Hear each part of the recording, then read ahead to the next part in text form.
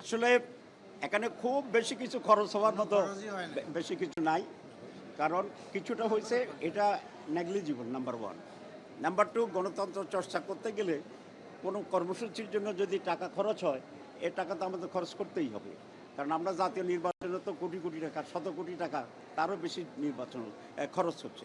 সুতরাং আমি মনে করি এগুলো কোনো মেজর ইস্যু না। প্রতিদ্বন্দ্বী ক্যান্ডিডেট না থাকলে মিনিটফুল তো নির্বাচন হয় না।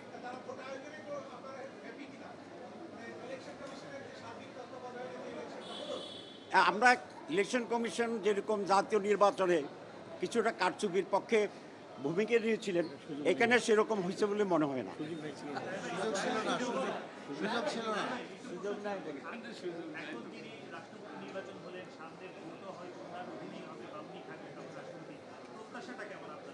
আমাদের প্রত্যাশা তো জনগণের প্রত্যাশা। এদেশের জনগণ কি চায়? জনগণ চায় একটা নিরপেক্ষ নির্বাচন, একটা সুষ্ঠু নির্বাচন, প্রত্যেকে ভোট দিতে পারবে অবাধভাবে, সেরকম একটা পরিবেশের নির্বাচন। তো সেই জন্য আমরা সেই প্রত্যাশা করি যে উনি এখন থেকে কোনো দলকে প্রতিনিধিত্ব করবেন না, উনি নিরপেক্ষ থাকবেন এবং নির্বাচন নিরপেক্ষ হবে, এই ভূমিকা উনি নেবেন। না হলে উনি জাতির কাছে বিতর্কিত হবেন। প্রথম কথা হচ্ছে, আমরা তো সেই কারণে জুলাই সনদ অ্যামেন্ডমেন্ট চাচ্ছি, অ্যাপ্রুভাল চাচ্ছি, যাতে করে এই কষ্টটি আর তৈরি হওয়ার সুযোগ হবে না। আর দুই নম্বর হচ্ছে, যিনি রাষ্ট্রপতি হবেন শপথ নেওয়ার সাথে সাথে এটাই ওনার একটা পবিত্র দায়িত্ব, নিজেকে নিরপেক্ষ জায়গায় নিয়ে যাওয়া।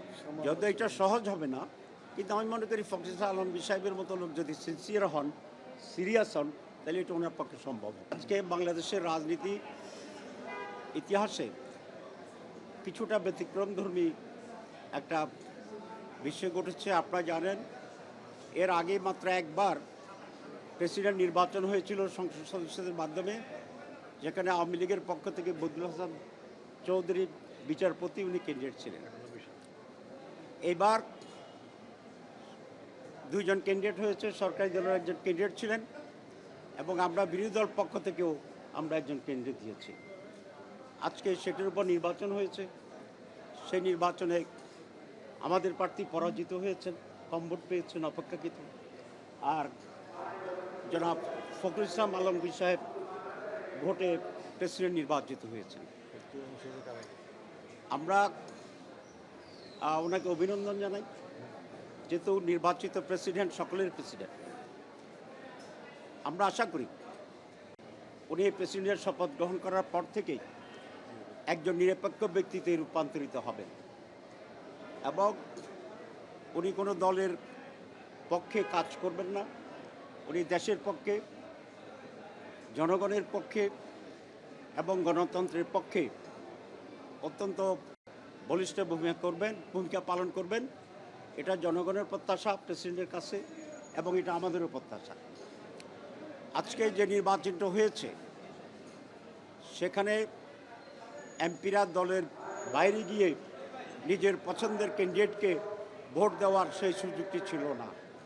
যদিও আমরা জুলাই যে ম্যান্ডেট তৈরি করেছি, সনদ তৈরি করেছি, সেখানে প্রস্তাব ছিল যে শুধুমাত্র অনাস্থা প্রস্তাব ছাড়া আর সকল বিষয়ে যে কোনো এমপি স্বাধীনভাবে তার মতামত পেশ করতে পারবে এবং বাজেটের বিষয়টিও শুধু আছে দুটি। কিন্তু এখন পর্যন্ত যেহেতু জুলাই সনদটি পার্লামেন্টে পাশ হয়নি, সেই কারণেই আমরা এই 70 অনুচ্ছেদ অ্যামেন্ডমেন্ট হয়নি এবং সে কারণেই যারা ভিন্নমত পোষণ করে তাদেরকে ভোট দেওয়ার সেই সুযোগটা আমরা দিতে পারিনি। এই জন্য আমরা দুঃখিত। কারণ গণতন্ত্র চর্চার জন্যে মাননীয় এমপিদের একটা স্বাধীন মতামত দেওয়ার এই সুযোগ থাকা অত্যন্ত দরকার। অবশ্য আমরা এ নিয়ে আমাদের আন্দোলন অব্যাহত রেখেছি। আমরা এখনও জুলাই সনদ বাস্তবায়নের জন্যে, আপনারা জানেন যে আমরা মাঠে আছি এবং ইতিমধ্যেই একটি লং মার্চও ইতিমধ্যে আমাদের কর্মসূচি ঘোষণা হয়েছে।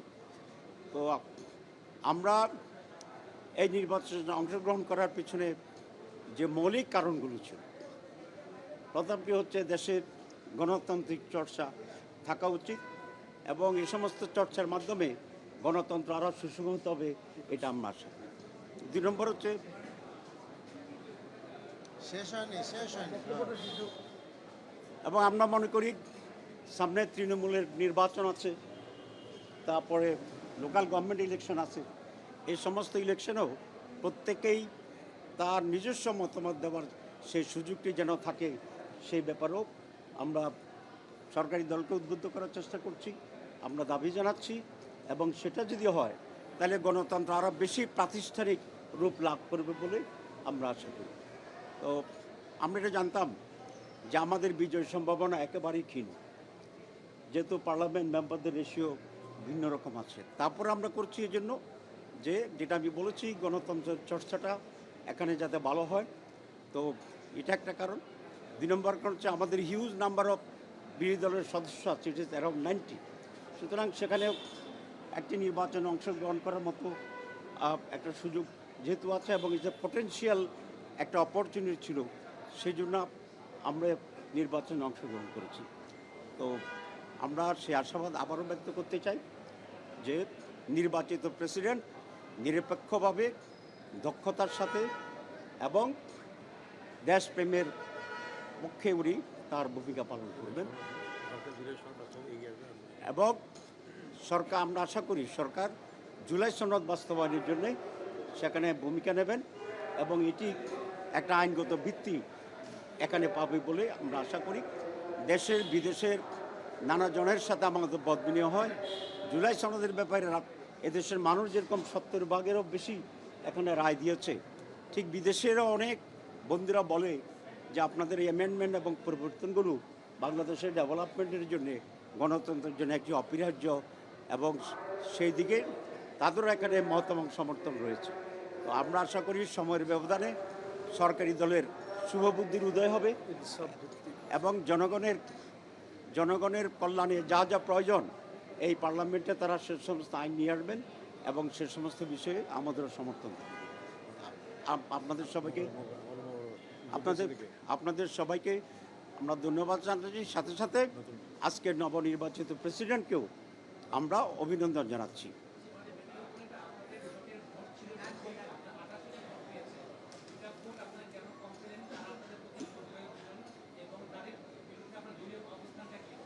আমাদের 11 দলীয় জোটের 90 জন সদস্য 88 জন ভোট কাস্ট করেছে, আপনারা শুনেছেন।